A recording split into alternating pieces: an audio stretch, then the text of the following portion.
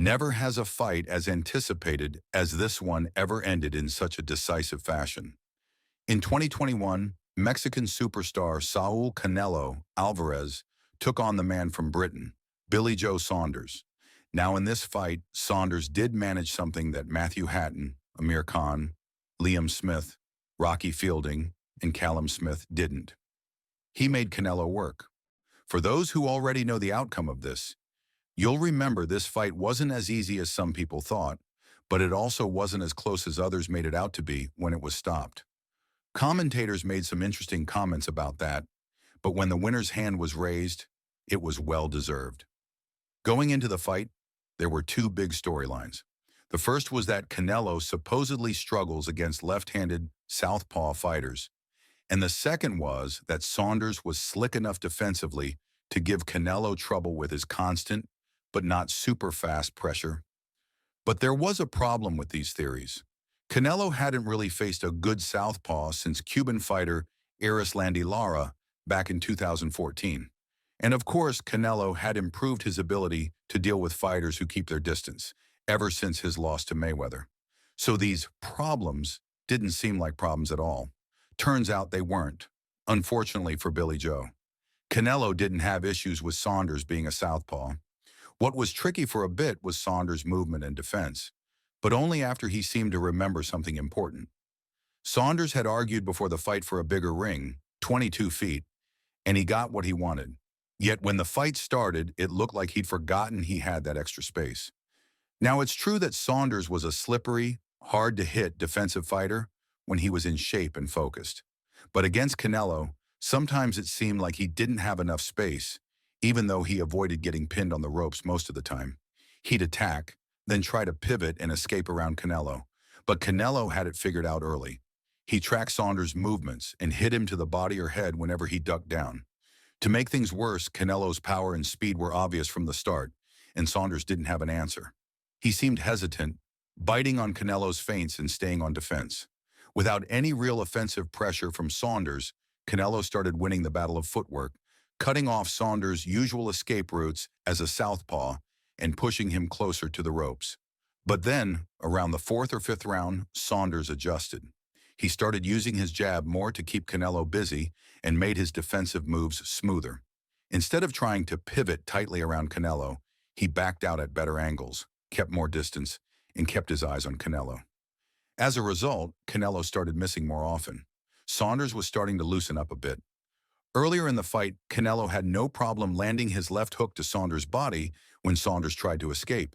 But now it wasn't so easy. Saunders even started countering it. Not only that, but he was beginning to back Canelo off and track him with combinations. Sure, Saunders didn't have the power to seriously hurt Canelo, but he was making him think about defense, not just offense. His footwork improved too. Canelo started missing punches that he easily landed in the earlier rounds. As Saunders gained more confidence, he got craftier up close. He showed some solid skills inside, matching Canelo's strength in the clinch. In fact, there was one moment where he broke out of a clinch and hit Canelo with a solid punch as he escaped. Saunders even managed to counter while staying in the pocket. Canelo went for his usual left hook, but instead of ducking and getting out, Saunders stayed in and countered twice. In rounds 5, 6, and 7, Saunders did his best work. He increased his output, became harder to hit, and started turning Canelo more effectively. From what I saw, Saunders won rounds 5 and 7. Heading into the 8th round, Saunders was in a good rhythm. His confidence was growing, and it seemed like he was settling into his fight. But just as things were looking up for him, he made a crucial mistake. He tried to throw a lead hook and pivot out, but Canelo was waiting for it. As soon as Saunders turned and ducked, Canelo unleashed a brutal uppercut that smashed Saunders' cheek. The fight continued through the round, but it was effectively over at that moment. For all of Saunders' success, Canelo never panicked. He's a methodical fighter, relentless in his approach. When Saunders made a miss, Canelo just reset and stayed focused. He moved with Saunders, kept up with him across the ring, and cut off his space, even in the huge ring Saunders had demanded. The Mexican's defense was sharp, his hands always up, and he rarely missed his straight punches. He was constantly stepping, feinting, reading Saunders, cutting off the ring, and anticipating every move. Most importantly, Canelo never took his eyes off Saunders. When Saunders fell back into old habits, Canelo was ready. And with one devastating uppercut, he broke Billy Joe Saunders' cheek and his will to fight. At the end of the eighth round, Saunders looked like a man who had completely broken down. Just one punch had sealed his fate, leaving his eye socket clearly damaged. He winced when his trainer, Mark Tibbs, carefully touched the red swollen area. It was too much to handle.